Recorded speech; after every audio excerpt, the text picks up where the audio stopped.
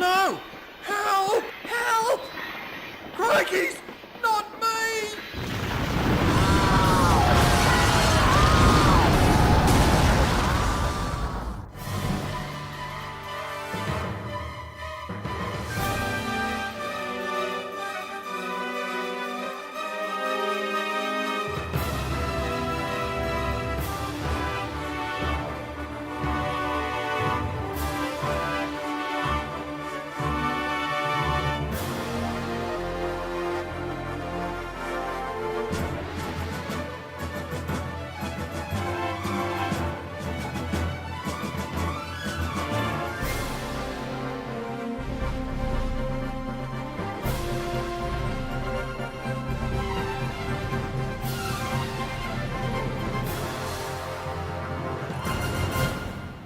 Railways have always used coal to keep everything on the move.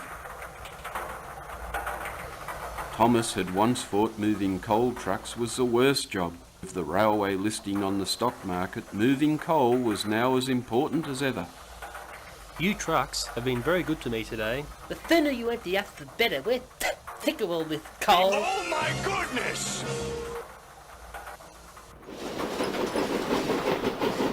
Thomas headed away from the coal mine into the open country. Thomas lay upside down with severe burns. The coal trucks were completely destroyed. A local potato farmer raised the alarm, and help was soon at hand. Earl arrived, bringing Jim the crane and the fat controller. Well, I've seen some accidents in my time, but this is no accident. I'd say there's been a bombing. Thomas was gently lifted onto the flat rail car by Jim.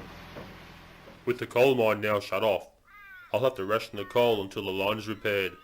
There'll be a special meeting at the sheds later. I don't want this anymore. Later that day, Earl pulled into the rail yard. Thomas was carefully placed on the tracks for repairs. You're right, this has been a very sad day for the railways. It seems there's a mad bomber on the loose. We must do all we can to be on the lookout for suspicious characters. The engines looked at each other. Come on, Noel. Well, who are you looking at? Ah, I will issue all of you with video cameras as security devices, so use them wisely. The engines viewed the cameras still in their boxes.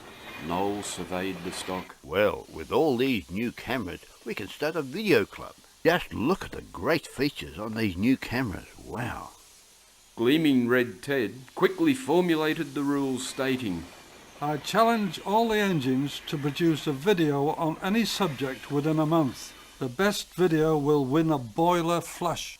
The engines mounted their cameras and made safe for the night, but on everyone's mind was the threat of a mad bomber.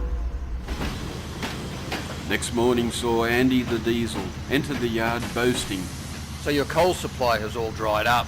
It's about time you were all scrapped. Bob replied as he was still trying to turn his camera on. we might be old and dependent on coal, but we're survivors. Bob and Margot carried on delivering the food supplies down their branch line. Elsewhere, Scottish John was fitting some gas bottles as an alternative fuel. His video thoughts were on this process. Chris was working on a story based on a train's last journey. Alan, the self-funded retired engine, planned a video about the town's feral cats. Wilson was always interested in how cars would race him between stations. Earl had his eyes on the skies and teamed up with Helen the helicopter. Back in the sheds, Thomas was being repaired. He also had a camera, and his video was being planned. At least I can keep an eye on Andy Diesel if I'm stuck here. The fat controller was also keeping an eye on things. These figures are not looking good. The share prices have taken a sudden dive since the bombing. He moved to the turntable to chat with Andy Diesel. I'm relying on you, Andy, to bring things back online. I'll do that easily. You can forget about those steam engines now. Just the diesel I wanted to see. I have a small but important job for you. Something we'll have to keep secret. Very secret. The Diesel looks at Andy and says nothing. Andy's secret plans are whispered to the Black Diesel. That's my boy. I like the quiet ones. No back chat. like I get from those clapped out dinosaur steamers. Same goes for you coal trucks, clogging up every siding, serving your masters with stinking coal. What's that blue paint on your driver's cab? Have you been repairing that pesky Thomas engine? For a chap who doesn't say much, looks like you've been batting for the other side. My strongest advice to you is stick with me. I have connections in very high places, way above the fat controller. He's just a puppet who's about to lose his strings. Oh no. 2 weeks had passed and the engines assembled at the rail yards. Off in the distance a storm was brewing, so all the engines packed into the sheds. Thomas was almost repaired and was being fired up to check for any boiler leaks. The fat controller made a brief announcement. I hope you're all getting used to your new cameras. Keep up the good work. Ted was curious about the videos. Okay lads, we'll have a short movie night just to see how you've progressed. Earl was the first to show his work. The engines hissed at the first video. They had never seen the sheds from the sky before. I put my camera in the helicopter. Hey, just have a look at this where I went. Boy, there's some tremendous shots. It's a bit shaky, this. Oh, I don't like that. Why is it shaking like that? Oh, it's all wobbly. Why don't you use a tripod? Oh, look at those sheds right down there. Wow. An outstanding effort, Earl. Excellent titling, good composition, although some shots a little shaky. Bob was next, but was unable to remove the tape from his camera. Well, you see, it's a drama. It's very good. I act in it. One of the most exciting scripts that I've ever seen. Okay, Bob, don't give the story away. Chris, have you got something to show? Chris's video played, and silence fell upon the shed. The lightning outside enhanced the story as the thunder broke the silence.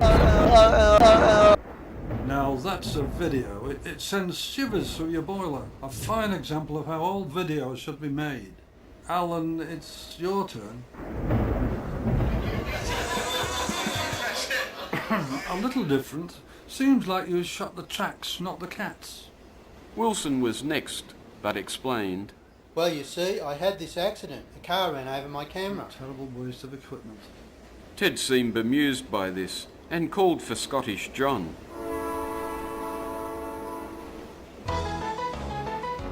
I'd like to tell you all about LP gas.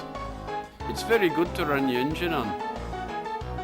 It's clean, but most of all, it's cheap, and that's what I like. Yes, a solid industrial video, John. Well done all.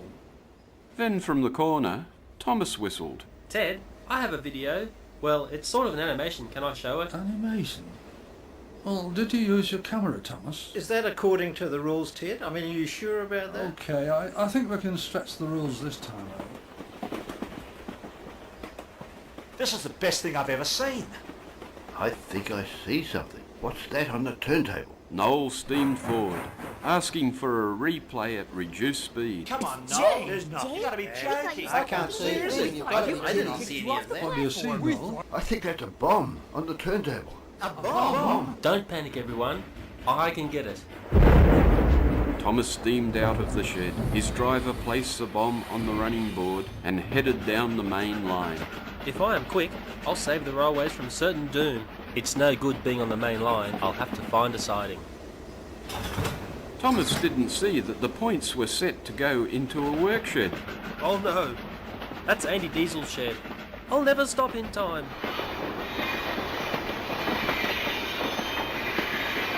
Andy couldn't believe his eyes. Oh no! Help! Help! Crikey's not me!